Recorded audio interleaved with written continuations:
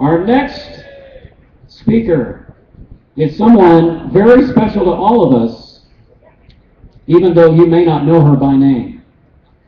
She was born and raised in New York City, and along with being a wife and mother, she is also a former captain in the United States Marine Corps with 2 tours of duty in Iraq.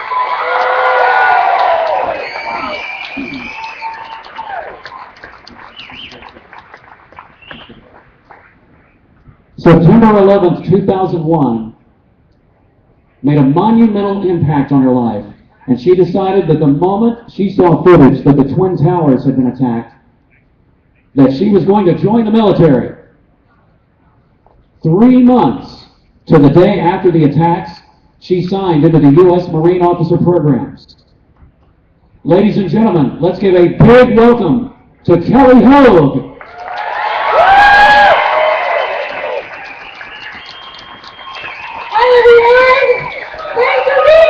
To celebrate the greatest country in the world! Hey, I just want to start off by saying I am so thankful and feel so blessed to come speak to you today after that beautiful music. When I hear music like that, that is what gives me chills running up and down my leg.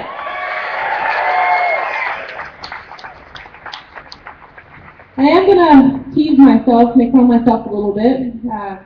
Stephen did mention that I was born and raised in New York City, but I do want to say in my defense that by the grace of God, I came to the great state of Texas as fast as I could.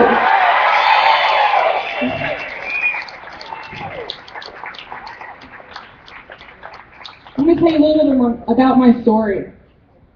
And it was mentioned a little bit, but on that beautiful morning of Tuesday, September 11, 2001, Osama bin Laden and his minions aimed to wipe out our economic and military strength, ultimately to wipe out the pride of our nation. Oh, how he underestimated the spirit and vigor of the American people! I was just 19 years old and was just starting my sophomore year in college in Pennsylvania, and that morning I turned on the television and saw that both Twin Towers had been hit by airplanes. Smoke was filling the sky, and I caught glimpses of people jumping out of the burning buildings. I knew that my father was safe because he was a professor who taught classes every Tuesday morning on Staten Island, which is across the New York Harbor. But I quickly called my mother because I knew that she had a chance of being in downtown Manhattan at that time. After many attempts, I finally got through. She barely had enough time to tell me that she was safe. The second tower began to fall, and our line was disconnected. At that moment, I decided that I was going to join the military. I had no prior exposure to the military. I didn't have any family or friends in the military. I knew absolutely nothing about it. But I knew at that moment that I would serve our country.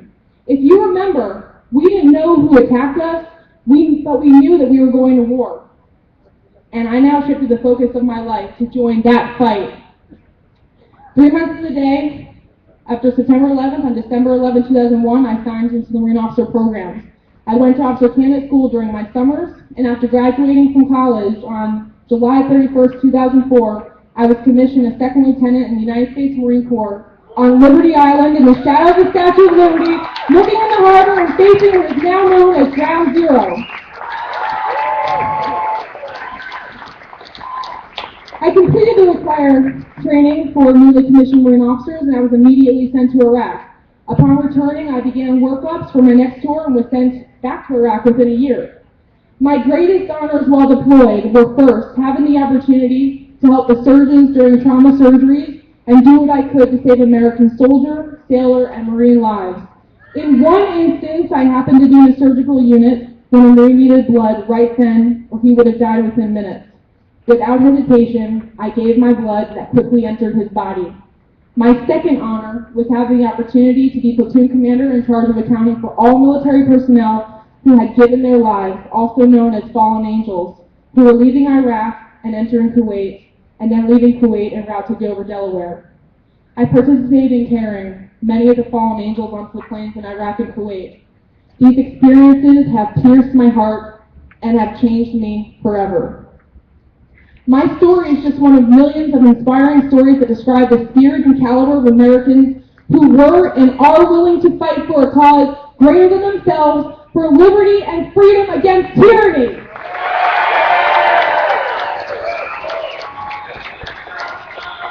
During the time of the Boston Tea Party, the men knew they were defying King George by throwing the tea into Boston Harbor.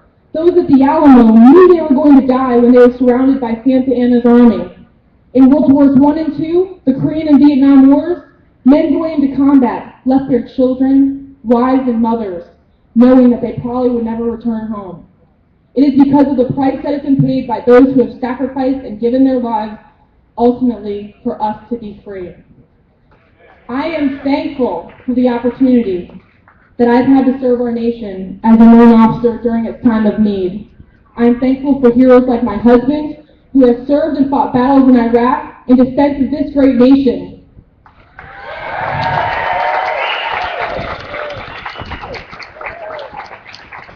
I am thankful for my friend, First Lieutenant Nate Kristoff, who gave his life for this country.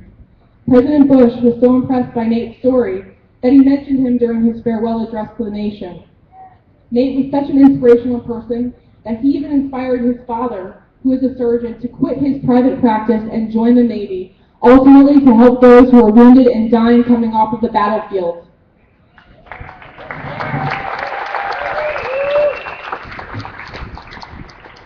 I will never forget the blood that I have seen shed, or forget my friends and fellow countrymen that have given their lives since the founding of our great nation. As a mother, I strive to be an example to my beautiful little boy, to teach him to uphold the values and standards that our nation's heroes have so gallantly fought for. We need to be vigilant citizens and follow through with our convictions and hold our politicians accountable for adhering to the same standards that we hold dear.